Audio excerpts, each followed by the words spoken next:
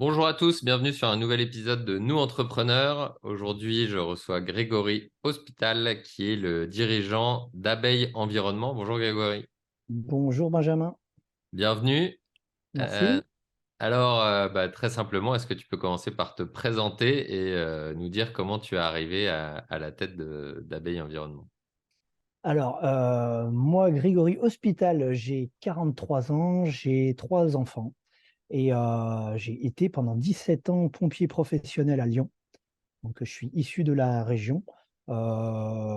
Ayant fait un petit peu le tour de la question, j'avais envie de donner un petit peu plus de sens à ma vie, de revenir un petit peu près de la nature et de m'occuper des enjeux écologiques. Voilà, c'est vraiment quelque chose qui m'a toujours animé.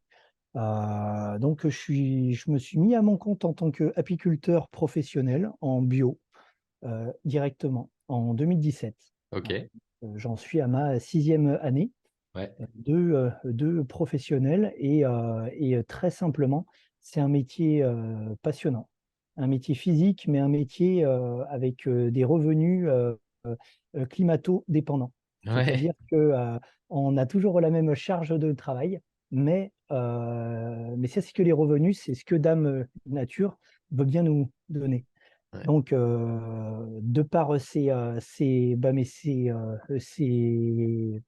constats, je me suis dit, il va falloir que je me, que je me, que je m'ouvre à d'autres choses Ok, et que je me diversifie.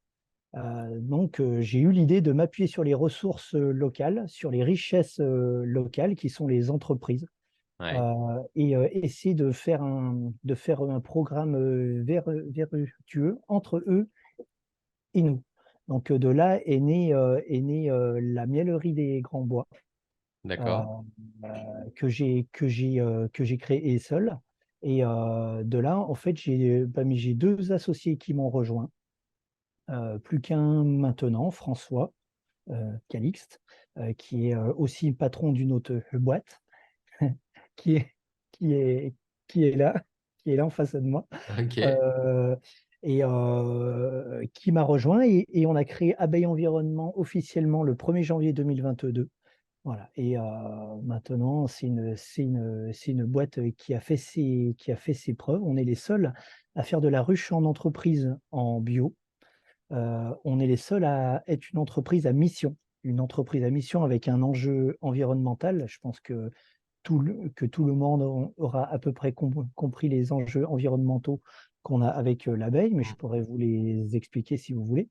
On a vraiment une mission sociétale, c'est-à-dire on s'appuie sur les apiculteurs locaux en France ouais, pour réseauter, pour avoir le maximum mais de clients et le maximum d'apiculteurs référents chez nous.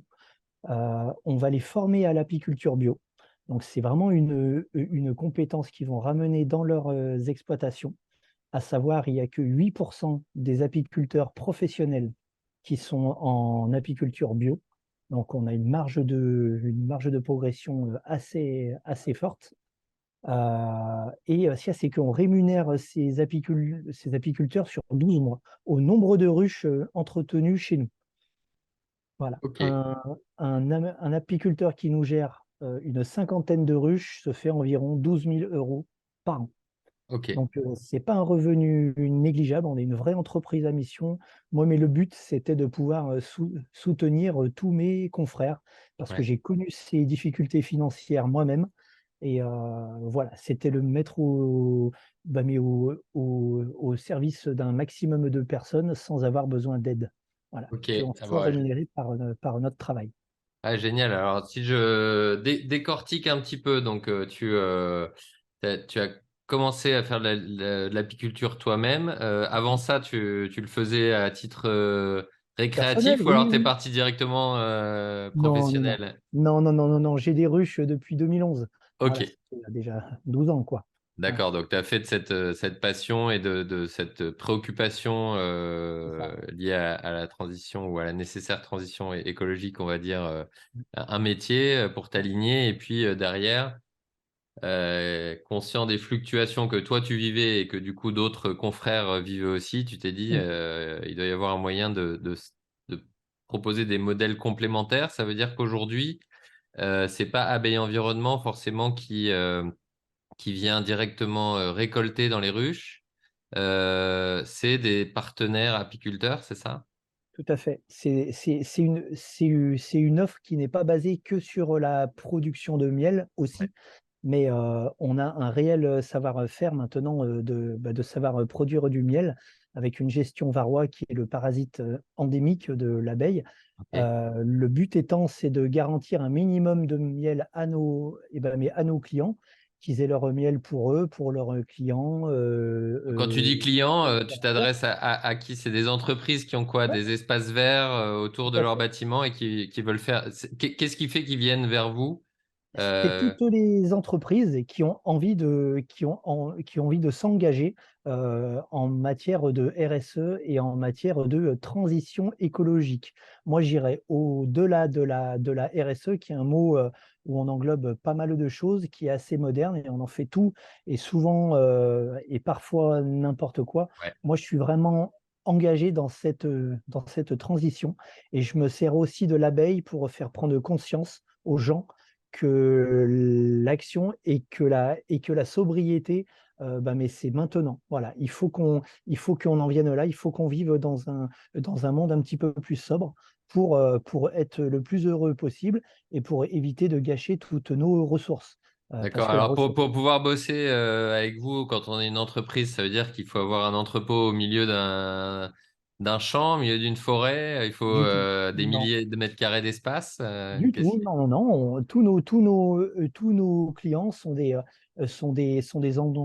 entreprises en zone industrielle. Ok, On a des mairies, on a des collectivités, des lycées, collèges, on a des grands groupes, on a des PME, on a des TPE. Ça va. Nous, notre client, c'est de la TPE qui fait 250 000 euros de chiffre à à des très, très grands groupes ok. qui font des millions, voire des milliards, quoi. Voilà. Ouais. Et alors, bah, d'habitude, j'aime bien demander quelle est la croyance erronée qui peut circuler. Alors, je vais en avoir une, après, tu peux en donner une autre, mais du coup, j'en profite, j'exprime la mienne. C'est Ouais. dangereux, non, de mettre ça sur. On met où ça? Sur le toit du bâtiment, sur le côté Alors, nous, on évite de mettre ça sur les toits parce qu'on pense à nos apiculteurs et on Ouais, pense à leur bien-être et à l'ergonomie de leur ouais, travail. Alors, les croyances, une abeille, on pense tout ce que ça pique. Ce qu'il faut savoir, c'est qu'en France, il y a 8 personnes sur 10 qui ne font pas la différence entre une guêpe et une abeille. ok, Une guêpe, c'est considéré comme nuisible. Une abeille, c'est une espèce protégée. C'est le ouais, premier maillon de notre chaîne alimentaire. ouais, Une abeille pique que si on la dérange. Une abeille ne pique pas. Moi, à titre perso, je vais travailler dans mes ruches, je ne me protège pas. ah, ok, Que sous certaines conditions, quand il fait de l'orage, quand je vais récolter. Mais je ne me protège pas parce que les abeilles, quand on les contrôle, quand on les gère, ça ne pique pas. Voilà. ok. Ça Alors, si on la pique met pas sur le toit, la ruche, on la met où dans l'accueil? sur un terrain. Il suffit de 10 à 12 mètres carrés. Ok, ouais, Terrain. Voilà. Donc, c'est pas grand-chose. Accessible, voyant pour que ça puisse communiquer d'accord. aussi. C'est aussi le Et, but. ouais, et tu parles du bio. Comment tu fais la spécificité? Parce que les abeilles, elles vont où elles veulent, j'ai envie de dire, non? Ouais, Comment est-ce qu'on ouais, fait c'est du ça. miel bio, du coup?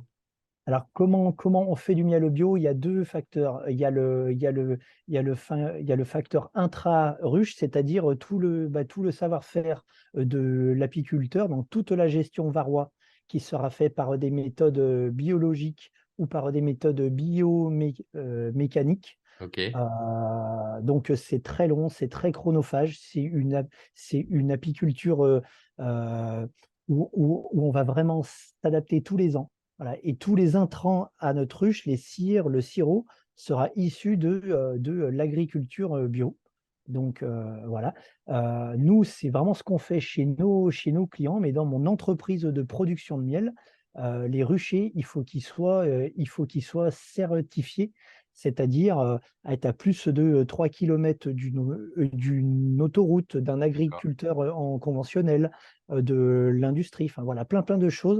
Donc Donc ça, le c'est vous ruche, qui faites l'étude avec ouais, les clients qui seraient ou prospects qui seraient tout à fait. intéressés de savoir Mm. si du coup ils sont éligibles au final Tout à fait, tout à fait. c'est quasiment un label du coup, en tout cas à votre offre. Ouais. On a quelques clients qui sont dans la Loire, qui sont dans la Haute-Loire, l'Ardèche, la Corrèze, enfin plein de coins qui sont dans des zones hyper protégées et même en entreprise, on fait du miel bio. Ok, bon bah c'est super. Et alors votre offre auprès des entreprises, elle consiste du coup à mettre la ruche, à récolter. Le miel, il est pour les salariés. Et qu'est-ce que il y a de la formation peut-être? Alors c'est une offre clé en main pour nos entreprises. On propose un minimum de 4 ruches parce que pour X raisons, mais pour être simple, il faut qu'on ait un impact environnemental positif. C'est pas avec une ou deux ruches qu'on va polliniser la zone. Ouais, Euh, Secondo, on a nos apiculteurs qui se déplacent. Il faut que, vu qu'on les rémunère par ruche, ouais, il faut qu'il y ait un minimum de 4 ruches pour qu'ils puissent gagner leur vie, quoi. Voilà. Euh, il faut, il faut, euh, il faut être un minimum décent par rapport à ça et trouver une cote qui va bien à nos clients et à nos apiculteurs. Donc, on a 4 ruches clés en main avec 2 fois 2 heures d'animation autour de la ruche. ok. Donc, ça se fait avec les collaborateurs, avec les clients, avec les enfants. Ah, génial. Ça se fait avec les étudiants, avec les élus. Enfin, Hmm. voilà, plein de choses. Et quand on se rassemble autour de ce projet, Nicolas Hulot disait, l'émerveillement est le premier pas vers le respect.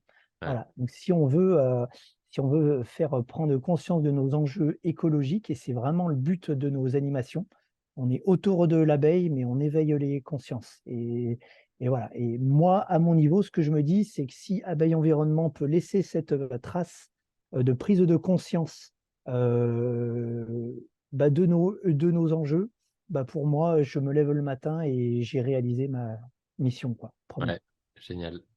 D'ailleurs, tu disais que vous étiez entreprise à mission. Comment est-ce que vous avez écrit, enfin, c'est quoi la mission de Abeille Environnement? La mission d'Abeille Environnement, déjà pour être une entreprise à mission, il faut montrer patte blanche auprès d'organismes certificateurs. Tous les ans. Donc, on a des audits sur notre process, sur nos missions. Nous, comme je l'expliquais, on a 2 missions. On a une mission environnementale, c'est-à-dire de repolliniser l'ensemble de notre territoire, sachant qu'il manque 1 million de ruches sur le territoire français pour que l'ensemble de notre territoire soit pollinisé. C'est pour ça que les apiculteurs ont des aides MAEC, des mesures agro-environnementales, pour polliniser l'ensemble des parcs régionaux et nationaux. Euh, voilà comment on fait. Ok, Mm. d'accord. Bon, alors, c'est quoi ton ambition avec Abeille Environnement? Tu veux amener l'entreprise ou le projet jusqu'où? Mon ambition pour Abeille Environnement, on a connu la croissance rapide, Ouais. on va connaître la croissance lente, qui est bien plus raisonnée, parce que le toujours plus, je veux pas céder à ça. Voilà. Donc on va s'octroyer la chance d'avoir une croissance lente avec une super équipe euh, à, à qui je tire mon chapeau aussi, parce qu'on a vraiment une belle équipe et sans eux, on n'en serait pas là. Moi, mes perspectives, c'est d'ouvrir un centre de formation à l'apiculture bio, de former le plus d'apiculteurs amateurs et surtout pros euh, à, à cette apiculture, à mon sens, qui est la meilleure des choses pour l'avenir et pour savoir s'adapter à notre changement climatique. Voilà. Ok. Alors, tu as déjà donné, du coup, effectivement, une adaptation que toi, tu as faite par rapport à ton environnement de manière générale, pas au sens écologique, mais au final en développant une activité parallèle pour t'adapter et pour quelque part compenser les aléas. Est-ce que tu as il y a d'autres événements ou d'autres choses qui vous touchent en ce moment, qui affectent votre secteur ou votre activité et auxquelles vous devez vous adapter et comment tu fais pour t'adapter à ces changements? Alors, pour s'adapter à ces changements-là, ça, c'est une question vague. On peut la prendre de plusieurs bouts. Nous, on a vu qu'on rayonne au travers de la France, l'apiculture dans l'ouest de la France ne sera pas la même que chez nous, que dans l'Est, qu'en Bretagne, pour X raisons climatiques. Le frelon asiatique a une grosse pression Ouais, sur l'ouest de la France. Donc on essaye d'être au plus proche de nos apiculteurs. On essaye de les écouter. C'est vraiment nos yeux. Et on essaye mais de s'adapter sans cesse à notre climat. On se rend compte que cette année, on a eu un printemps correct. On a un été qui est bien arrosé, qui est chaud. mmh, Là, on a une saison comme on n'a pas connu depuis les années 2010, quoi. Voilà. Donc, on a une saison à peu près normale, mais la normalité, ouais. on l'a un petit peu perdue. Voilà. Donc on essaye mais de s'adapter à ça. Après, on a aussi la conjoncture économique qui fait que on est comme toutes les PME, même si on a un sujet qui est relativement sympa à vendre, à travailler. On peine à trouver de la ressource humaine, on peine à Ok. trouver des gens qualifiés. Donc on est exactement comme toutes les autres entreprises face à cette conjoncture de plein emploi, quoi. Ok, très bien.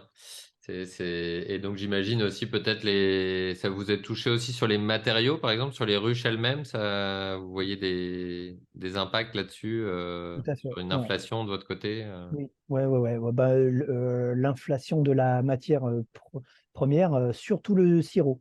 Alors Ok, ça, c'est vraiment typique à notre filière, mais le sirop, depuis la guerre en Ukraine, euh, s'est envolé 2,5 fois le prix. ok. Bon, qu'est-ce qui justifie ça? Rien, rien. C'est des ju- cours, ouais. c'est juste la guerre qui a fait que le sirop s'est rendu si cher, malheureusement. Ouais. Ok. Comment est-ce que toi tu progresses et tu développes des compétences? T'as plusieurs vies et puis voilà, tu t'es lancé dans l'entrepreneuriat. Comment est-ce que tu acquiers les compétences nécessaires à parler d'un développement rapide? C'est quoi ton truc?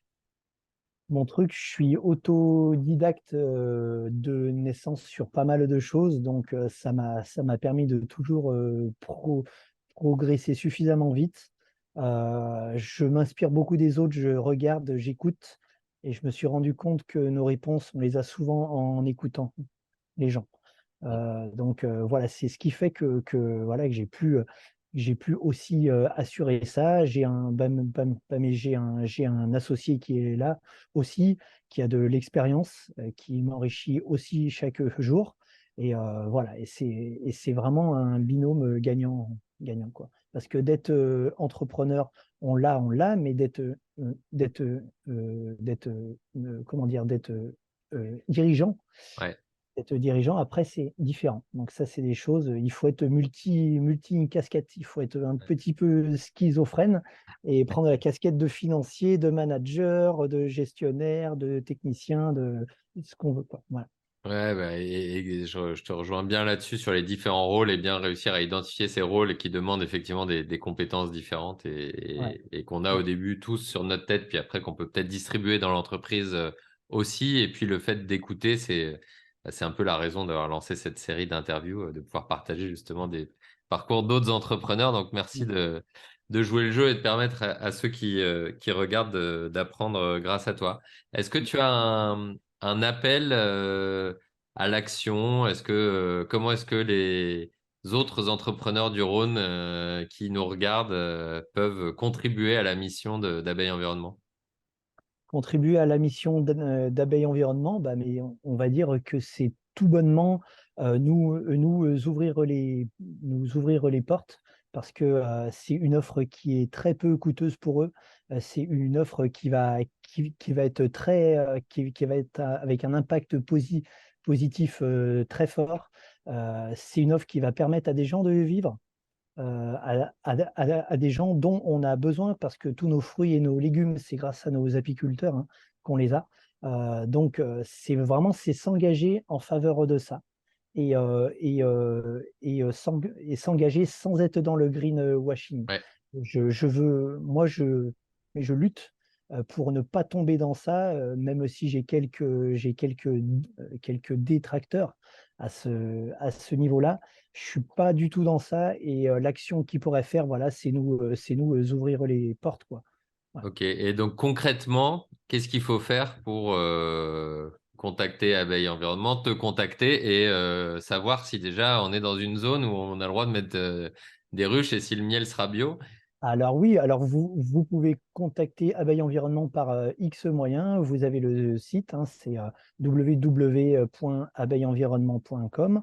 Vous avez aussi mon mail, on a une force commerciale. Aussi, on a la boîte mail contact, on a le LinkedIn, on a le Facebook, on a Pas l'Insta, voilà. Donc, d'excuses. Vous êtes partout où les ouais, ouais, entreprises peuvent aller, donc vous êtes facile à trouver. On mettra tous les coordonnées dans la c'est ça. description de l'épisode aussi. Donc voilà, on vous prend contact avec vous et après c'est quoi? C'est une rencontre. Il y a quelqu'un qui se Ouais, tout à fait. place ou Oui, ouais, oui, oui, mais on s'appelle, on essaye de voir un peu les motivations mais de chacun. Et puis, bah, c'est qu'on se déplace, si on doit se déplacer, mais on raisonne aussi en écomobilité. Donc, ces choses-là, ça peut se faire aussi avec tous les outils numériques qu'on a. ouais. Et ça se passe très bien. On s'engage pour l'environnement, mais on s'engage à fond. Maintenant, bien souvent, on arrive à signer des contrats avec nos entreprises, avec nos collectivités, sans jamais s'être déplacé, quoi. Ok. Donc nous on parle principalement dans le Rhône, mais c'est sur toute la France. C'est quoi le... Oui, oui, France. Ouais, ouais, ouais. En fait, on a vraiment commencé dans le Rhône et dans la région Rhône-Alpes, mais vu qu'on a beaucoup de clients, on a pratiquement 200 clients, il y a beaucoup de grands groupes qui ont des Ouais. sièges et qui ont des succursales, ce qui nous a amené à rayonner très vite sur la France. Donc, on a un maillage maintenant qui Ouais. est suffisamment bon pour rayonner dans la France entière. Bon, bah super, parfait. Écoute, merci beaucoup, Merci, Benjamin. Grégory. Merci d'avoir joué le jeu de l'interview. J'espère que beaucoup de monde regardera et que vous aurez plein d'appels aussi pour installer des ruches et aussi des gens qui s'inspireront voilà, de l'entreprise à mission, de mettre l'entreprise au service de la transition écologique et solidaire. C'est des choses qui me parlent beaucoup. Donc, merci d'avoir Je le témoigné et de souhaite. pouvoir servir d'exemple pour d'autres qui regarderont. Voilà, Je à très suis à bientôt. disposition. Merci. Merci Grégory, Au ciao. revoir.